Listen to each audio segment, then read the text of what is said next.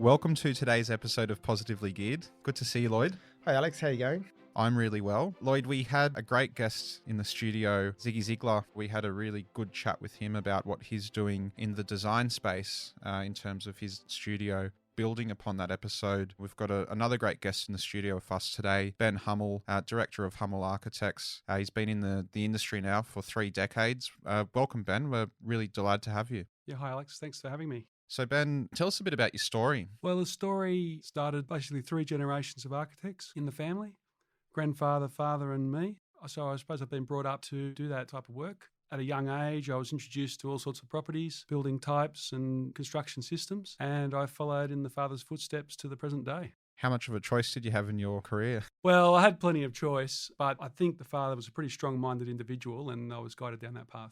In our podcast series, we've spoken about the Dream Team, which is also one of the key chapters in Lloyd's book, Positively Geared. Now, having an architect would form a great part of any good dream team in terms of what it allows people to do, particularly as they're starting to build a portfolio of properties. If they want to do bigger developments where it requires something more than a basic scope of work, it could be really beneficial to align themselves with someone like you. In basic terms, what is an architect and what is your role in the whole building process? A definition of an architect would include provide an artistic and scientific approach to a problem, which would be a site. In the context of Lloyd's book, my belief is an architect should take a more pragmatic approach and provide information whereby the site potential could be maximised and the returns to the investors maximised as well.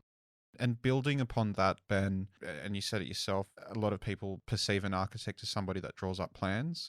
Obviously, as part of maximising a site, it requires you to have a real intimate knowledge of local councils and development protocol. Is that right? Yeah, that's correct. To have a thorough knowledge of all the council requirements, the land, and to understand basically the topography of the site and what is the most amount of square metres you can get on the site.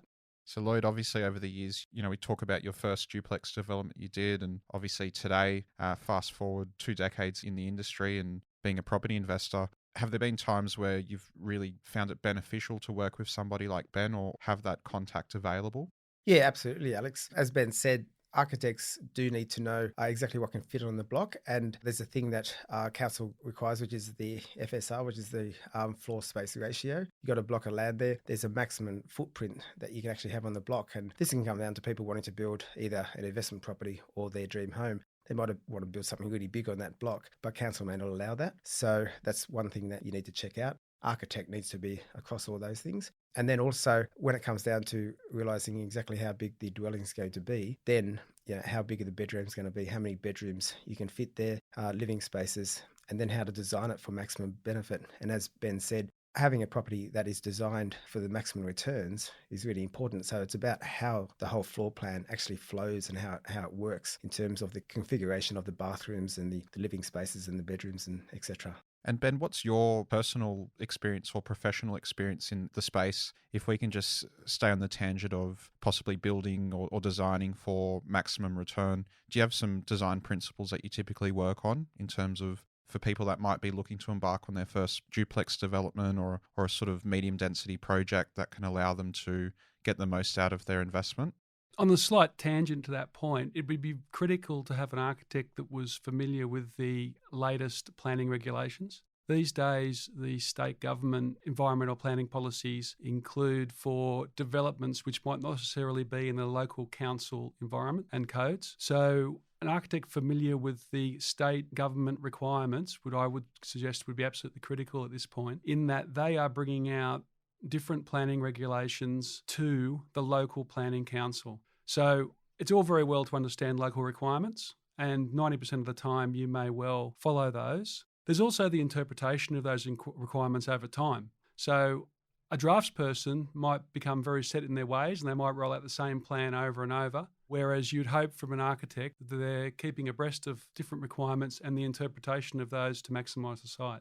And if we can just sort of, further build on that distinction between a draftsman and an architect, they're both terms that we've used in previous podcasts. What is the distinction for, the mum and dad investor at home listening to this? One would hope that the difference between an architect and a draftsperson would be similar to that of getting a solicitor versus a paralegal. I'm not sure another prime example, but the point I'm saying is one person will type the text, the other person invents the text. So working with an architect, one could hope that you are getting a response to a site which is both tailored for that site rather than just redrawn over and over. From my experience also, that drafts people, as Ben said, tend to rehash the same things, and they may not actually be up to date with what the council regulations are. Yeah, they get different sites and they will just sort of try to put a similar drawing on that same site. I think an architect will actually custom design something, make it much more unique, use that site to the highest and best advantage. I do like the analogy of a solicitor and a paralegal. Solicitor and paralegal. So Ben, for people that are looking to obviously build wealth through property, Lloyd talks about in the book Positively Geared duplex developments as a great tool to sort of break beyond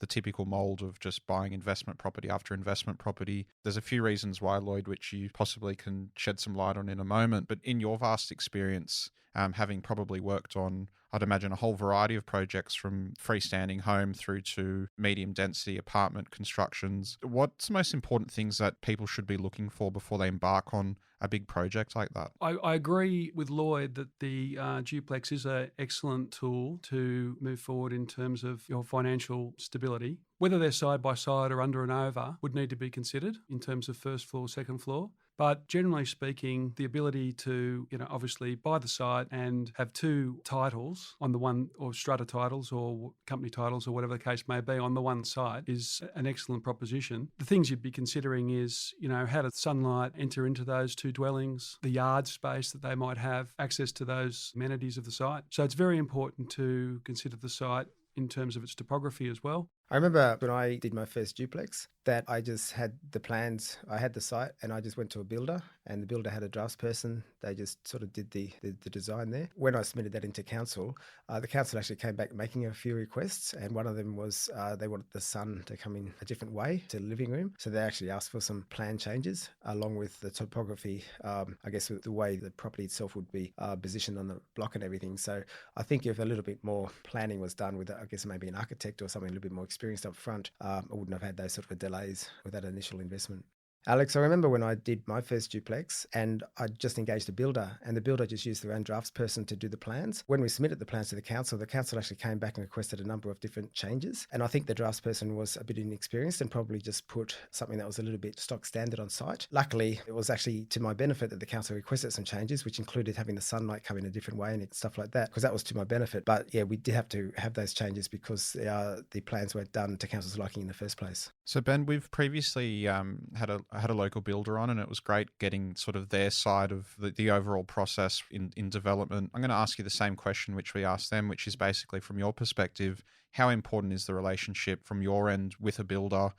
Is it essential if you're doing projects for a client that you're working with the same builder? Is it inconsequential? What are your thoughts on that? My thoughts are, and it might surprise you, in line with Lloyd's book, I would suggest that the architect and the builder are separated, and that once the architect has provided the advice, like a head consultant or expert advice on things like sunlight and maximising the site and windows, directions, views, then the documents are finalised. And then those finalised documents are given to a builder to provide a price, and then the documents are not changed. That would give them the best outcome in line with the philosophy of Lloyd's documents. And in terms of digging a bit deeper into why that'll give the best outcome, is that purely because in any development, you want to divorce the relationship between people who could create friction. There could be friction between architects and builders in that the builder could be delivering the project not exactly as per the documents or not to the specification or not doing a good job. So an owner may wish to engage an architect to oversee. I would rely on the builder's reputation. I would look at what the builder has done. I would look up references of the builder and their performance. I would say, here are the plans. Please give me the price for these plans. And then I wouldn't make any changes to those plans, given the fact that one should be able to rely on the fact that expert advice has been sought and doesn't need to be revisited. It's a really good point, Ben. And I know, Lloyd, you speak about in the book the different kind of building contracts. We discussed that with Todd previously. If you do get this right, so let's say you engage Ben and get everything finalised to his capacity, that does enable you to then go and possibly negotiate a better contract too, doesn't it? Because you're minimising the need for variations. Oh, absolutely. It's the same thing that we've talked about even in the last episode, minimising variations. If you've got plans that you're happy with, you take them to the builder. You get them priced up, and that, they give you the price. And like with most of the stuff I do, we work on fixed price contracts, so it eliminates all surprises and stuff like that. Look, essentially, it can really avoid having a lot of variations and stuff down the track. Just know what you want in that property up front. Probably more so for your dream home than a lot of your investments as well, because this can take the process a bit longer. And you've got to realize when you're doing an investment that you don't want things to be drawn out for too long as well. And it's a good segue into my next question, which is building upon what we discussed previously with Ziggy. There's obviously two stark contrasts between building or designing, I should say, whether it be a duplex or an apartment development site versus a dream home. Now, Lloyd talks a lot in his book about the end goal is the dream home. How do you find that process feels? Have you worked with clients on building a dream home before? Is it a different sort of experience that the customer goes through compared to when it's purely down to the bottom line? Yes. A dream home will cease to become a dream if you wander too far away from the commercial reality anyway. Dream home has far more emotion built into it, whereas you shouldn't be emotionally attached to the dwellings that you're producing. However, the dream home you would be. And depending on your level of attachment, even in the dream home, and the depth of your pockets will depend on whether you go broke or not. So over the years, a lot of people have said to me, you can't overcapitalise on this site. This is a great site. Well, that's not correct in my opinion. You can overcapitalise any site. Yeah, you can. You can capitalise in absolutely any site if you try hard enough. Yeah, absolutely. So Ben, we touched on briefly before draftsman versus an architect. To a legal capacity, what does that actually look like? In terms of the difference between architectural training and draftsman's training, there's quite a large difference in that one is architects are a university-based degree system, and to my understanding, draftsperson attends a TAFE course. I think the TAFE courses are either 1 or 2 or a number of years long, and an architecture course I think currently runs at 5 years. Subsequent to finishing the university course, if one wants to be registered, then you've got to go through further training in relation to that, which normally takes over a year. You're looking at 6 to 7 years for an architect to be registered, and that then gives the architect the capacity to be able to get professional indemnity insurance. Draftsmen can't get PI insurance in the same way that an architect can. That is the biggest difference between the two legally, and would be the biggest benefit to a client doing a project in terms of their capacity to be able to have an avenue of recourse against the design itself.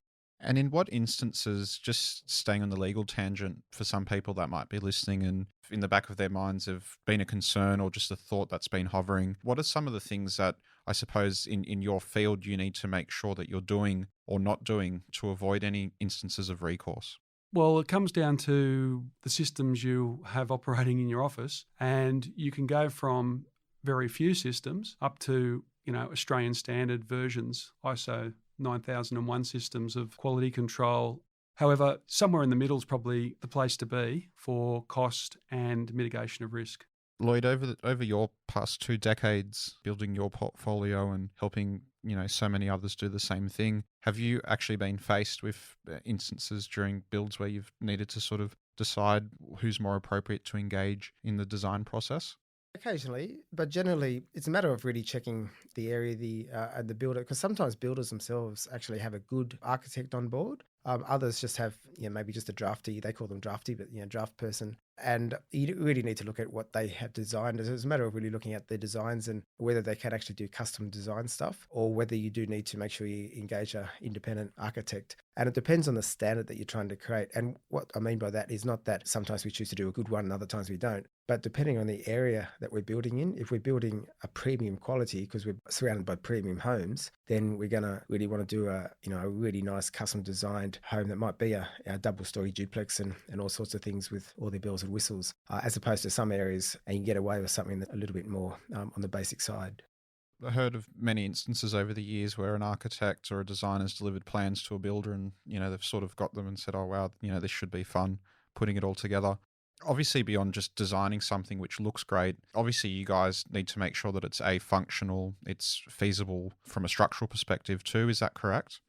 Yeah, well, that's what in a nutshell is called the word experience. So one would need to go to an experienced architect who is familiar with how to put the plans together such that they can be readily constructed.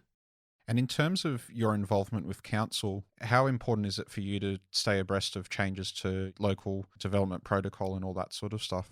Yeah, well, it's very important to remain up to speed with the latest council requirements. And these days, in terms of the internet and looking at council's development data on the internet, all the councils have quite easily followable set documents. You can get online, look up the various standards, look into how the property is proceeding, look at all the DCP requirements. It's much more transparent now than it ever was in the past. And by transparent, drawing on your past experience, what did that look like in terms of then to now? Well, in the past, you had a set of documents from council that you might buy over the counter, stick on your shelf, and it just stays there getting its dust on it. And if you don't keep going across in person to council to pick up various documents, you may well not have the latest documents. Now, in one way, that might have been quite advantageous because the planner on the other end didn't know what the latest and greatest was either. So you might get a stamp that actually was quite beneficial. But now the transparency that the internet's created is that there is no place to hide in terms of the current documents. They're all on the website in one way, shape and form. And the approval process can be monitored by the owner through the portals that exist for the various DAs. And you can see what documents have been submitted, see what negative responses might have been uploaded, and you can see whether or not your architect has actually responded to those queries. Yeah, I think that's great. That portal is actually really good because it actually keeps people more accountable, I think. Particularly builders and architects and anyone submitting plans need to be more accountable because people can log on. And for all our clients, we obtain that link to the portal for them, give them access so they can actually track their development application through council. If there's been any requests for changes, they can see that and they can see how that's been actioned and everything. So I think that's really good. So that transparency is really good and that really helps keep people on track. Staying on the tangent of the DA process, Ben, how often is it for somebody that, let's say they're fresh to building or to renovating or to anything within this space, how often should somebody expect that they might have to go back to council or that you might need to go back to make variations to plans that you've prepared? An interesting question, Alex, in that, say I've been doing this for 30 years. And say in the first 10 years, it was 30% other information and 70% plans. So when I first started doing plans, you drew the plan, you wrote notes on the plan and you put it into council. Now, the whole process is inverted. The plan is about 15 to 30% of the work, and the consultant's reports, which go with these plans, is about 70 to 80% of the work in terms of its coordination. Because council now want a lot of reports to go with the various building plans, including everything from energy efficiency through to shadow diagrams. So there's a lot of bureaucracy, in other words. Now there is. And there's a lot to stay abreast of. You could possibly find, if you're doing a simple duplex with a builder who has a draftsman, which there's nothing wrong with, you may well be spending 90% of your fees on reports and submissions and council submission fees and 10% on the plan. And just looking at that design process using sort of the percentages you've given us, let's say you were building a block of 10 apartments, right? And obviously, there's the building code permits that there needs to be certain procedures around, fireproofing and all of that. Is that part of what you guys do? Or Yeah. Alex, as soon as you get to an apartment block, you have to have an architect sign off on the apartments as part of the state environmental planning policy. So either the architect will put on a blindfold and sign off for you, or you've actually engaged them to review the document against state environmental planning requirements. And that's a really good point, isn't it, Lloyd? Because, it just goes to show, a lot of people wouldn't have been aware of that information. And I think it's great, Lloyd, particularly, bringing it back to the dream team. It's about emphasizing the importance of having the right people in their respective roles that know their field really well and actually allows them to give you that advice. Yes, absolutely. Because if you get the wrong advice or anything like that, it really delays things. I think the other thing that's a good takeaway here is when you break all that down, and Ben's right, there's so much information that's required with DAs these days, and that draws out the time frame for approvals. Because often people say, well, why can't we just get approval in 2 weeks? But it just takes longer than that. And, we can be waiting 3 or 4 months or longer for a development application approval. There's just so much stuff and it's got to jump through hoops and have different assessors look at it through council. And there's so much stuff for them to get through. And then, of course, they've got to advertise. By that, I mean, they put the notification out so they can ask if anyone's got any rejections or objections, for the DA and everything like that. So there's a lot in that process, which, we all do on behalf of our clients. But often, people don't really realise the extent that's involved in that. And Ben, I mean, will you obviously set that expectation with the client depending on what they're trying to achieve and to give them a timeline from? There's ways you can do that, but given the nature of the way these planning documents and planners work at council, it's probably best to break down into a simple table. Fully complying, no problem. Medium ability to comply, push the envelope, or might be a bit hard to get approved, but you're getting an extra 10% on the property. And then I would let the client make up their mind as to those risks. And in your experience, where do you find, you mentioned just before that, that extra 10%, where does that 10% typically exist? If I were engaging you today and I said, look, Ben, I want you to design, whether it be a duplex or, a small apartment block, because this is what I've identified in this area would be a great tool to sort of build my wealth or, provide me with passive income, assuming I can afford to obviously manage the building and holding costs. Where does that 10% hide typically in your experience? Oh, that 10% hides within the architect's interpretation of council's envelope controls and parking requirements generally. That is where you'd hope an architect would deliver you not only a better design, but more floor space at the same time.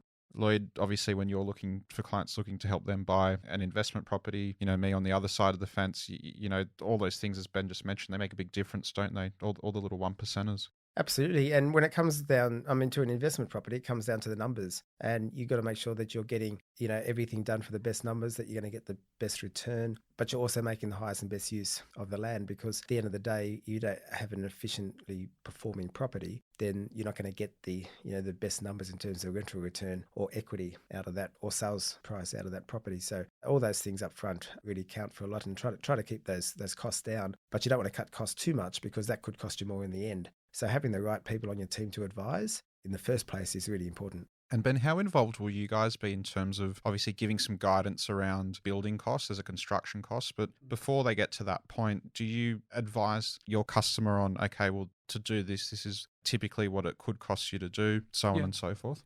Yes, I think architects these days are advised not to typically try and get too involved. Although I will note on some websites, some architects that I see, they've got extensive building cost information, which I think maybe they should steer away from. Just keep in mind that last 10% we talked about may well not be worth the effort. So, for instance, a Metricon project home is a very well thought through carbon copy for a site. And whether you're going to get 10% more, whether you're not, you may not get 10% more value out of the 10%. So therefore, a project home or a project home duplex on a lot of sites is the way to go. If you've got difficult sites where the site slopes more than a metre, or say it sloped 3 metres front to back, or it had some other set of controls like heritage or some other thing you were involved with, if you're in the city, etc., then an architect would be a desirable. So without shooting architects in the foot, the process by which Lloyd is discussing in the book is geared more towards the project home, I think, or a builder producing a fairly standardised yet maximised product. That's good, Ben, because that's quite an honest answer. And, it almost feels a bit counterintuitive, for an architect to say that, okay, depending on what you're trying to achieve, it might be better to go down the avenue of looking at a project build. And obviously, it's very much contingent. There's so many variables and moving parts, Lloyd, to investing or building in an area. But it's an interesting comment Ben makes. And it's actually very true. A lot of the stuff we do are built by project builders. We do obviously get things tailored for every block, but they still can often be pretty standard, particularly if you're on a smaller budget, because if you're on a smaller budget and you're in an area where the demographics command, not to spend too much, then that works well. But getting back to what Ben was saying in terms of sloping land, some of the best returns we're getting is when you're building near the water or right on the water in certain locations, but they're very sloping and you need to get things custom designed and you can't just get a sort of a project home. It's not going to fit on those sort of blocks. So they're a lot of the things we're doing at the moment. So it's kind of the best of both worlds. Really need to look at the area, the demographics of the area, and what you're trying to do. Yeah, just pick up on Lloyd's comment. So I would suggest that the dream team or the team of consultants you get around you actually use as consultants. So, for instance, a solicitor may well give you high-level advice on the sale contract, on the property boundaries, on easements, etc. An accountant might give you a high-level review of the tax implications, how to maximise the return on the site, deductions, and that type of thing. But an architect could give you a high-level overview of whether the draftsman's drawings are actually on the right track. I think one of the pitfalls of property developers is when they start to convince themselves of their own information. And at that point, they lose the ability to self-analyse. So the dream team should be used to ensure that you're actually on the right track rather than starting to fool yourself in your own mind. So the point was that the dream team doesn't need to be used at all times through all processes, but can be used to add value at specific times. And an astute investor would learn over time how to use those individuals at the appropriate moment. It's a really good point you make, Ben. And I think, Lloyd, particularly when you're trying to build wealth through property, it's so important from an investment perspective to work on the numbers. And Ben said, if you get sort of caught in your head and you start to think that, you've worked it all out, that stops you from making the right decisions. That's very much the philosophy you take, Lloyd, when you're working with your customers, isn't it? Yeah, absolutely, for sure. And I agree with Ben that, using your dream team as consultants to advise when you need them, and it doesn't have to be necessarily all of them every time, but certainly taking advantage of them and bouncing ideas off them when you need to, even in between projects, or, you might be doing something and you're thinking about something else, just asking the questions and getting a few ideas there. Just building upon the various ways that we've referenced this dream team over today's podcast is also having, obviously, good mentors. We talk about having the right mentors. For somebody like yourself that's been in the industry for 30 years and, you come from a family that's obviously incredibly well entrenched within the world of architecture. In fact, we'll probably be hard-pressed to find anybody with 3 generations more. There's probably only a handful of you guys in the country. Who do you look for in terms of mentors, or who did you in the past sort of look up to in terms of your journey and allowing you to deliver the best experience and professional advice to your customers? Yeah, well, the question of mentors is an excellent one, Alex, I must say. There will become a time in your life where your mentors have either died or you've exhausted their ability to provide you any more information. But if I was focusing on developing the philosophies in Lloyd's book, my mentors would be the experienced persons on the team. And that would include a solicitor, but one who's familiar with development, an accountant who is familiar with developments. And obviously, if you ever had access to a person like Lloyd personally, then that would be the ideal situation. But other than that, you need to look around for mentors. You need to develop those relationships as best you can. Yeah, I think that's a good point, Ben. And also, I like to think that when you're seeking out a mentor, you're seeking out someone who's achieved what you're trying to achieve. And that comes back to, are you using an accountant then? Not just someone who's, I guess knows a bit about development, but someone who's actually got property themselves. They've got some skin in the game. Same as the solicitor, they've got to be really around it, know all about property. And I think that's important with any of them. And as we've covered before, Alex, even if you're using a buyer's agent, someone who's got a portfolio themselves, it's like you're not going to go and get your car fixed by a mechanic who's never fixed a car before. So all these things, get mentored by consultants and alike who have actually got experience there. And education is a lifetime thing. So seek the right people out and keep learning. And Alex, to seek the right people out, you've got to be prepared to ask questions which might be uncomfortable. And those questions may well be, so what properties have you developed, Mr. Accountant? What properties you've developed, Mr. Solicitor? Where are they? I'm going to drive past and have a look. And that might be somewhat embarrassing, but I would say that is exactly the thing to do. I totally agree. People ask me about my portfolio and I'm very open about that. I'm also open about the mistakes I've made as well, and very happy for people to drive past my property in Blackwater if they want. So, things like that I've mentioned in the book. Yeah, it's absolutely right. I think you need to have skin in the game, and you need to be really open about it. Some great pearls of wisdom, guys. Just to close off, Ben, in terms of your personal journey, has there been someone that you attribute a lot of your success to? Is obviously mum and dad would have been a big source of inspiration. I attribute my success that I've had to self-discipline, which comes from, I think a lot of people receive that from their parents. But the greatest lesson I would say for people is to continually reassess and cross-examine what they're actually thinking. Because what I find is that people, they start to tell themselves things and they start to believe what they're telling themselves. And what they're telling themselves is quite wrong, but they believe in it. So the ability to self-analyse and re-question what you're doing as you go is critical to success, and then adjusting to those thoughts. Rewrite the narrative. No, look, Ben, that's been really, really great and really insightful, and we really appreciate you coming in today. Okay, thanks for having me. Thanks so much for your time, Ben.